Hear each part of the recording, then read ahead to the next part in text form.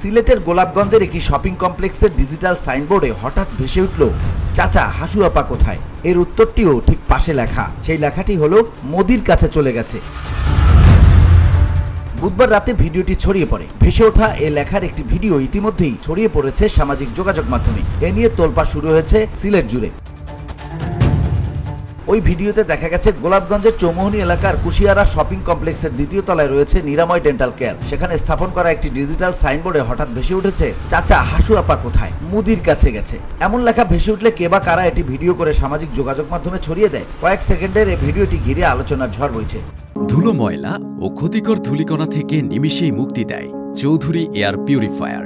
এর শক্তিশালী সাকশন ঘরের কোনায় কোনায় লুকিয়ে থাকা সকল ধুলা টেনে ফিল্টার করে এবং বের করে আনে নির্মল ও স্বাস্থ্যকর হাওয়া।